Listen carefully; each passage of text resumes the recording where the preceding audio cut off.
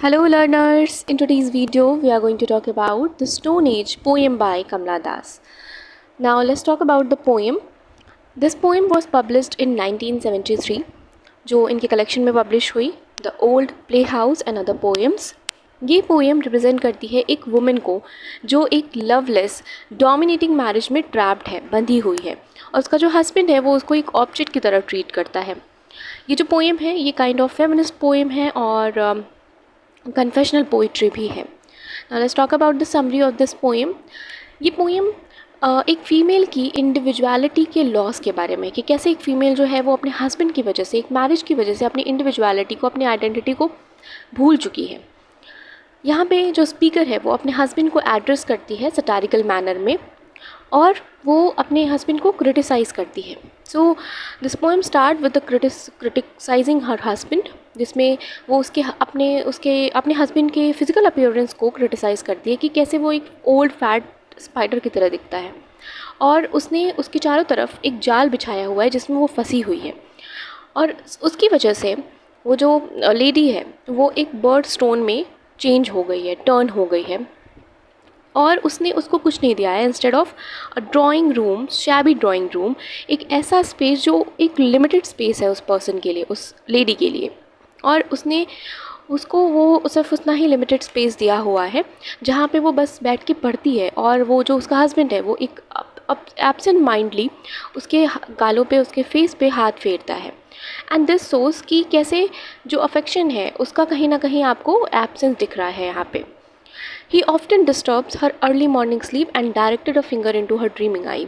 ये जो पूरा इमेज उन्होंने क्रिएट किया है कि वन पर्सन इज डायरेक्टिंग और poking a finger into someone's I is a very disturbing figure, because यहाँ पे वो बताने की कोशिश करें कि जो उनके ड्रीम्स हैं, जो वो नींद में देखती हैं, वो उनके हस्बैंड की वजह से कहीं ना कहीं टूट जाते हैं, ख़राब हो जाते हैं. While daydreaming, she finds her husband an unwanted intruder into the privacy of her mind, haunted by a strong man. And while she was daydreaming about another person, जब वो किसी और इंसान के बारे में सोच रही है, किसी और मैन के बारे में सोच रही है, हर हस्बैंड रोम अराउंड हर, और वो उस प्राइवेसी को भी डिस्टर्ब करता है. After her husband departure she would leave the house in a battered car along the blue sea. और उसके हस्बैंड के जाने के बाद वो उस घर को छोड़ के निकल जाती है एक कार के अंदर बैठ के, along the blue sea. And blue sea kind of represent her sadness. तो अपने सैडनेस के साथ एक कार में बैठ के निकल जाती है और वो किसी और के घर जाती है. She climb the 40 noisy steps to knock at another's door. और वो किसी और के घर जाती है, वहाँ नॉक करती है. And while she was there, वो किसी और के घर के सामने खड़ी है. जो नेबर्स हैं उस घर के आसपास, वो सब उसको ऑब्जर्व कर रहे होते हैं. And this shows like she was confessing about her extra marital affair with someone else. और वो यहाँ पे दिखा रही हैं कि कैसे वो अपने हस्बैंड के काइंड ऑफ प्रॉब्लमेटिक रिलेशनशिप की वजह से वो किसी और के पास जा रही है. While she appeared and disappeared like rain in the search of love, and now she is comparing herself with rain, कि कैसे एक रेन की तरह वो अपीयर होती है उस घर के सामने और डिसअपियर हो जाती है, और वो वहाँ जाती है in the search of love. She asks questions like what she observe in her, why is called a lion or libertine, the flavor of his mouth, and why his hands sway like a hooded snake before the claps my pubis. And there, in this stanza, she was kind of describing the sexual intimacy between her and the another person. And ये दिखाता है कि उसका जो extra marital affair है, this is not only emotional but of course physical. She further asked why he felt like a tree on her breast and slept on them. Finally, she is asked why life was short and love short and still.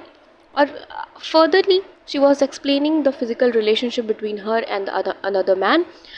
और वो ये भी चीज़ पूछ रही हैं कि कैसे उनकी जो लाइफ है, she realized that कि उनकी जो लाइफ है वो बहुत छोटी है, और जितनी भी बड़ी लाइफ उनको मिली है, जितनी भी छोटी लाइफ उनको मिली है, वो उस लाइफ को बहुत अच्छे से जीना चाहती हैं. And she was again asking what bliss was and its prize. और उस लाइफ को और अच्छा बनाने के लिए, जो शॉर्ट लाइफ उनको मिली है, उस लाइफ को और अच्छा बनाने के लिए उनको क्या प्राइस पे करना पड़ेगा. And this is the poem, very short poem you can see. Now let's talk about the major theme of this poem. First, we have seen the patriarchal domination here, because she was talking about her husband, how he has given a limited space to her. Second, loss of identity, क्योंकि वो एक dominating marriage में है, एक loveless marriage में है, इसकी वजह से वो जो वुमेन है उसने अपना आइडेंटिटी खो दिया है। Third, emotional alienation. वो जो मैरिज जिसके अंदर वो फंसी हुई है वो इमोशनली एक ऐसे हस्बैंड के साथ उसका एक रिलेशनशिप है जिसमें उसका हस्बैंड इमोशनली अवेलेबल नहीं है उसके लिए, and because of that she was feeling emotionally alienated. Fourth, marriage as imprisonment. वो मैरिज उसके लिए कैद जैसा है, एंड उस कैद से निकलने के लिए she is finding a way which is extra marital affair. Fifth, feminist protest है ये। दिस पोएम काइंड ऑफ सोज कि कमला दास यहाँ पे दिखाना चाहती हैं कि if a woman didn't find love in a marriage, उसके पास ये हक है कि वो किसी और के पास जा सकती है। She can do extra marital affair because in our society extra marital affair for a man is very normalized somehow, but for women it is not normalized, and it represent as a stigma in the society। और ये चीज़ वो समझा रही हैं अपने poetry के through कि कैसे एक मैन के साथ जो एक्स्ट्रा मैरिटल अफेयर का टैग है उसको कहीं ना कहीं कूल समझा जाता है, नॉर्मल समझा जाता है। But a women, if a women is in extra marital affair, तो उस चीज़ को एक स्टिग्मा समझा जाता है which is totally wrong, because extra marital affair in both genders is completely wrong. और इस चीज़ को वो समझाने की कोशिश करी है। That's why she was creating a image of a neighbour जो उसको बार बार ऑब्जर्व कर रहा है। So this is all about this poem, The Stone Age by Kamala Das. If you have any query about this topic or any other topic, you can comment below, and have a nice day.